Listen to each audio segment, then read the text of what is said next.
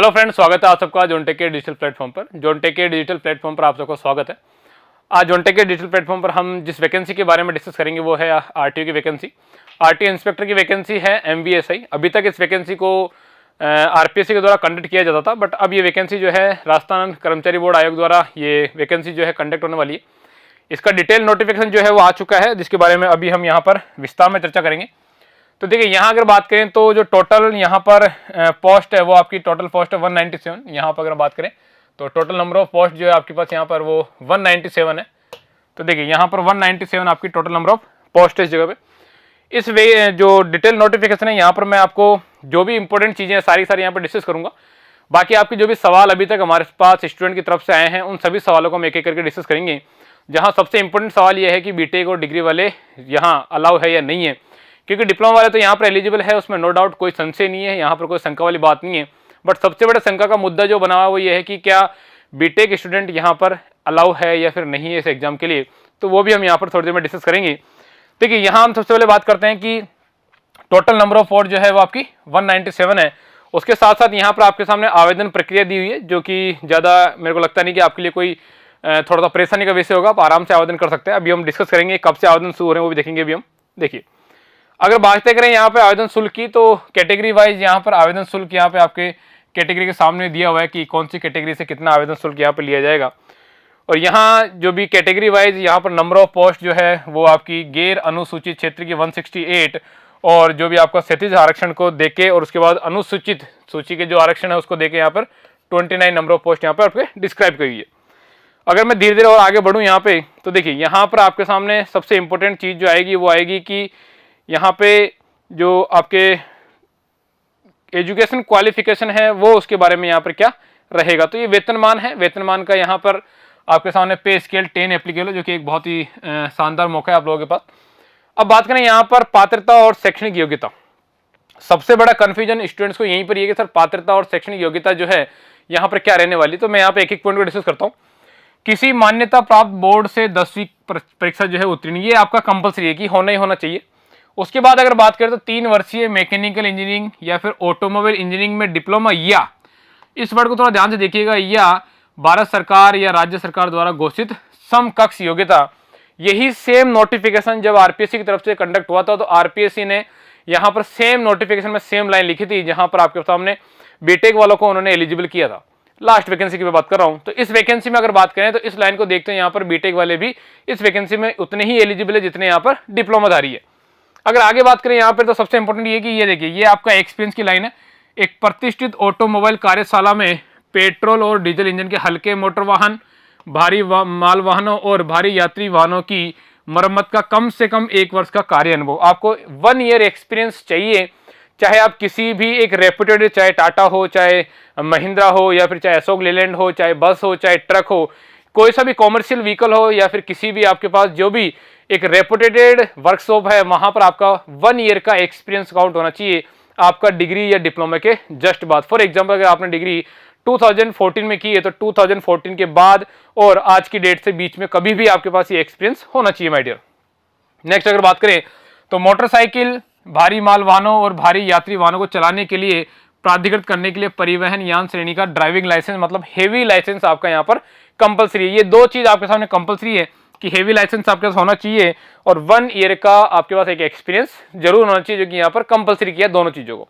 तो यहाँ पर ये चीज सबसे बड़ा डाउट था कि कैसे मैकेनिकल वाले एलिजिबल डिग्री के साथ है या नहीं, वो भी मैंने आपको सामने यहाँ पे क्लियर कर दिया भाई।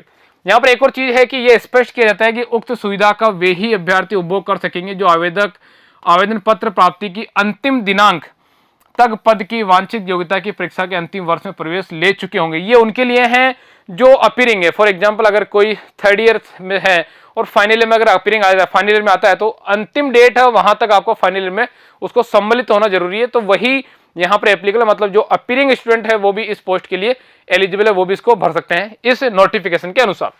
बाकी अगर बात करें तो ये आपकी फिजिकल फिटनेस है, जिसके बारे में यहाँ पर डिटेल में दिया हुआ है। अन्य योग्यताओं में कुछ खास है नहीं। यहाँ पर स्वास्थ्य के बारे में लिखा हुआ है, फिट होना चाहिए। राष्ट्रीय मतलब नागरिक जो है भारत का होना चाहिए। आयु के अंदर इन्होंने बहुत एक अच्छा पॉइंट लिखा है कि आप किसी भी कैटेगरी के हो, अगर आप general, OBC, SC ST, MBC या किसी भी कैटेगरी के हैं, तो आपकी कैटेगरी के रिजर्वेशन तो आपके पास है ही आयु के अंदर, उसके अलावा इन्होंने 3 साल का एज रिलैक्सेशन और दिया है। देखिए यहाँ पे मोटर वाहन उप निरीक्षक भर्ती परीक्षा का आयोजन वर्ष 2013 के बाद नहीं होने के कारण समस्त आवेदकों को अधिकतम आयु सीमा में 3 वर्ष की छूट दी जाएगी। तो ये 3 वर्ष की छूट जो है वो सभी कैंडिडेट को है। यहाँ पर आपका जो भी श्रेणी का या फिर आपकी जो भी कैटेगरी का रिजर्वेशन है उसके अलावा ये सबके लिए एप्लीकेबल है माय डियर। नेक्स्ट अगर यहाँ पे हम बात करें आगे, तो देखिए नेक्स्ट पॉइंट हमारे पास जो आएगा वो आएगा, ये देखिए परीक्षा शुल्क वगैरह जो आपका ऑनलाइन फॉर्म शुरू होंगे वो होंगे 2/12/2021 से, यानी 2 दिसंबर से, और 31 दिसंबर तक आपके फॉर्म चलेंगे। उसके साथ साथ सबसे इंपॉर्टेंट पॉइंट ये है कि परीक्षा की तिथि की अगर बात की जाए तो 12 जो फरवरी 2022 से लेके 13 फरवरी 2022, यानी 2 दिन में ये एग्जाम आपको कंडक्ट करेंगे। अब कुछ स्टूडेंट का डाउट ये है कि सर ये बहुत जल्दी एग्जाम हो रहा है, क्या इसी डेट पे एग्जाम होगा? अब इस डेट पे एग्जाम होता है या नहीं होता वो एक मुद्दा नहीं है, बट मैं आप लोगों सबको ये सजेस्ट करूंगा कि आप यही मान के चलें कि जो एग्जाम है वो इसी डेट पे कंडक्ट होना है, इसी डेट पे आपका एग्जाम होना है, तो आप इसी डेट के हिसाब से अपनी प्रिपरेशन शुरू करें। अगर बात करें आज से देखा जाए तो आज अगर बात करें यहाँ से तो तकरीबन आपके पास यहाँ पे 2 से ढाई महीने का समय आपके पास है, जो कि मोर देन सफिशिएंट है। अब इस 2 से ढाई महीने में हम प्रिपरेशन किस तरह से करें, क्या क्या पैटर्न रहेगा, क्या क्या सिलेबस रहेगा, क्या आपके पास टेस्ट सीरीज का पैटर्न होना चाहिए, कौन सी बुक आपको प्रेफर करनी है, कौन से नोट्स आपको प्रेफर करने हैं, कहाँ से किस तरह से आपको अपनी ऑनलाइन या ऑफलाइन क्लासेस को कंप्लीट करना है, इन सब के बारे में प्लस जितने भी आपके पास डाउट्स है या जितने भी स्टूडेंट के मन में डाउट है वो आप कमेंट बॉक्स में लिख के अपने डाउट क्लियर कर सकते हैं। उसके साथ साथ अभी इस संडे की अगर बात की जाए तो संडे को मॉर्निंग में 9 बजे से आपका एक सेमिनार भी ऑर्गेनाइज किया जा रहा है, जो कि सिर्फ और सिर्फ इसी पे बेस्ड होगा कि ऑल ओवर राजस्थान में जितने भी मैकेनिकल इंजीनियरिंग के स्टूडेंट है, चाहे डिप्लोमा के हो चाहे डिग्री को हो, उनकी एक गाइडेंस और एक कार्यशाला का आयोजित किया जा रहा है, जहां पर आपको ये जो भी टॉपर्स ऑलरेडी रह चुके हैं 2013 की परीक्षा में और जो भी जोनटेक की रेस्पेक्टेड फैकल्टीज है उनसे आपको रूबरू होने का मौका मिलेगा, जहां पर आपको ये जितने भी आपके डाउट्स है कि बीटेक में एलिजिबल है तो किस तरह से है, डिप्लोमा में हमने ईयर पास आउट किया है, मेरे पास एक्सपीरियंस नहीं है, उस केस में क्या किया जा सकता है, ड्राइविंग लाइसेंस मैंने लर्निंग के लिए अप्लाई कर दिया है, मेरे पास जो हेवी परमानेंट लाइसेंस वो नहीं आया है या फिर मेरे पास आ चुका है, मेरा पुराना लाइसेंस है या मेरा नया लाइसेंस है, उस केस में क्या करना चाहिए, किस तरह से मैं अपनी प्रिपरेशन को बूस्ट कर सकता हूं, किस तरह से मैं एक ही अटेम्प्ट में या फिर इसी 2 से ढाई महीने में अपने इस एग्जाम को क्लियर कर सकता हूं। जितने भी आपके पास सवाल है कि स्टडी मटेरियल क्या रहेगा, क्योंकि मार्केट में जोनटेक के अलावा अभी भी कहीं पे भी कोई स्टडी मटेरियल अवेलेबल नहीं है भाई। अब हो सकता है आने वाले 10-15 दिनों में किताबों के कवर बदल के MBA का कवर लेके बुक आ जाए तो बात अलग है, बाकी अभी ऑथेंटिक सिर्फ जोनटेक की बुक है। जोनटेक की ऑटोमोबाइल की अगर बात की जाए तो पिछले तकरीबन 1 साल से ऑटोमोबाइल की रिसर्च चल रही है, जो भी हमारे फैकल्टीज है वो ऑटोमोबाइल पे पिछले 1 साल से वर्क कर रही है भाई। नेक्स्ट अगर बात करें यहाँ पे तो बाकी यहाँ पे आपके जो भी है आवेदन कैसे करें ये आप सब लोग जानते हैं अच्छे से। नेक्स्ट अगर बात करें यहाँ पे सबसे इंपॉर्टेंट जो रहने वाला है वो रहेगा मेरे पास कि पैटर्न क्या रहने वाला है, तो हम ऑलरेडी ये बता चुके हैं पहले कि पैटर्न वही रहेगा जो जोनटेक ने पहले बताया था। पैटर्न की यहाँ पे अगर बात की जाए तो ये आपका परीक्षा की स्कीम या फिर पाठ्यक्रम है, जो कि मेरे आपके सामने यहाँ पे स्क्रीन पर नजर आ रहा है। यहाँ अगर देखा जाए तो 3 पेपर होंगे, पेपर 1, पेपर 2 और पेपर 3। पेपर 1 जो सामान्य ज्ञान का और दैनिक विज्ञान का है, जहां पर आपके 100 मार्क्स होंगे। वहीं पेपर 2 भाषा यानी हिंदी और इंग्लिश का दोनों का, यहाँ पे 100 अंक होंगे। ये 2-2 घंटे का पेपर है। सबसे बड़ा डिसाइडिंग फैक्टर जो यहाँ रहने वाला है वो है ऑटोमोबाइल और आंतरिक इंजीनियरिंग।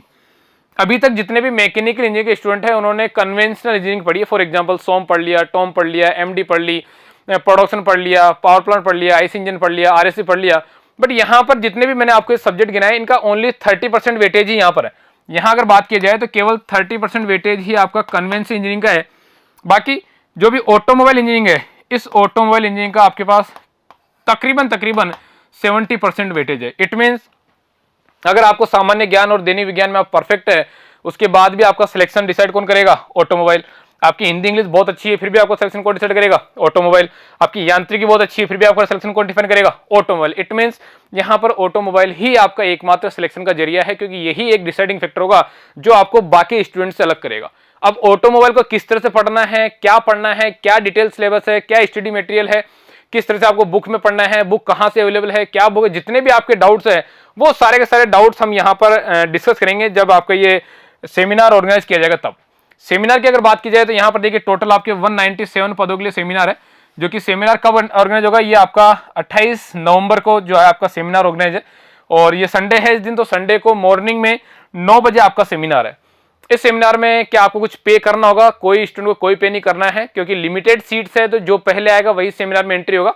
तो क्योंकि अगर आपकी जो सेमिनार है वो फुल हो जाता है वहां पे, तो उस केस में स्टूडेंट को रोक दिया जाएगा। तो आप पहले आए और अपना सेमिनार में यहाँ पे पार्टिसिपेट करते हैं। हाँ, अगर आप इस तरह की समस्याओं से बचना चाह रहे हैं तो जोनटेक के जो नंबर है इनमें से किसी भी नंबर पे कॉल करके आप सेमिनार के बारे में बता सकते हैं कि मुझे सेमिनार ज्वाइन करना है, तो आपका नंबर या नाम वहां पर लिख लिया जाएगा, तो आपको कोई समस्या का सामना नहीं करना पड़ेगा। यहां अगर बात करें तो क्या क्या डिस्कस करेंगे, यहां पर हम देखेंगे बीटेक डिप्लोमा की योग्यता पर संपूर्ण जानकारी, जो भी प्रीवियस ईयर के टॉपर्स है या फिर जो भी हमारे रेस्पेक्टेड फैकल्टीज है वो इस बारे में डिस्कशन करेंगे। संपूर्ण सिलेबस की विस्तृत जानकारी, जो भी इसका डिटेल सिलेबस है उस सिलेबस की पीडीएफ आप लोगों को यहाँ जोनटेक की तरफ से निःशुल्क डिस्ट्रीब्यूट की जाएगी। यहाँ पर आपको ये सिलेबस निःशुल्क दिया जाएगा। वहीं अगर बात करें तो परीक्षा में सफलता के मूल मंत्र, जो भी प्रीवियस ईयर के टॉपर्स है वो इस बारे में डिस्कस करेंगे कि आप किस तरह से इस एग्जाम को 2 से 2.5 महीने में यहाँ पर कवर कर सकते हैं। तो जो भी यहाँ पे बेसिक इन्फॉर्मेशन थी वो मैं आपके सामने लेके आ चुका हूँ। और सबसे इंपॉर्टेंट जिसका आप सबको बेसब्री से इंतजार था वो ये था कि जोनटेक की तरफ से न्यू ऑनलाइन बैचेस के बाद ऑफलाइन बैचेस कब से शुरू हो रहे हैं, तो वो भी मैं आपको बता दूं कि 29 से मॉर्निंग 8 AM से आपके ऑफलाइन बैचेस शुरू होंगे। लेकिन यहाँ पर सबसे इंपॉर्टेंट ये है कि किसी भी काम को करने से पहले उसके बारे में पूरी जानकारी जरूरी है। अगर मुझे कोई एक कुल्हाड़ी देके कहे कि ये पेड़ काटना है, तो पेड़ काटने के 2 घंटे से पहले मैं कुल्हाड़ी के 2 घंटे में उसको शार्प करने में यकीन रखता हूं। तो वही चीज ये है कि किसी भी फील्ड की तैयारी शुरू करने से पहले आपको संपूर्ण जानकारी होनी चाहिए कि आखिर यहाँ पर वैकेंसी क्या है, इसकी रिक्वायरमेंट क्या है, सिलेबस क्या है, क्या पैटर्न है, किस लेवल तक का मुझे पढ़ना है, कौन कौन से टॉपिक मुझे कवर करने हैं, कौन से टॉपिक ऐसे हैं जिनको मैं छोड़ सकता हूं, कौन से टॉपिक ऐसे हैं जिनको मुझे कभी भी किसी भी केस में स्किप नहीं करने हैं, और किस तरह से इन आने वाले 2 से 2.5 महीनों में अपनी स्ट्रेटजी को इस तरह से तैयार करूं कि जो आने वाले 2 से 2.5 महीने हैं वो मेरी सफलता को सुनिश्चित करे। तो इन्हीं सभी चीजों के साथ यहां पर मैं समापन करता हूं। अगर आपको कोई भी डाउट, कोई भी आपकी शंका है तो आप मुझे कमेंट बॉक्स में लिख सकते हैं, जोनटेक के नंबर पे कॉल करके आप बाकी अपनी जो भी ऑनलाइन क्लासेस या ऑफलाइन क्लासेस MBSI की रिगार्डिंग है उन सभी को यहाँ पर आप डिटेल में यहाँ पर जो भी आपकी इन्फॉर्मेशन है वो ले सकते हैं भाई। चलिए, थैंक यू वेरी मच।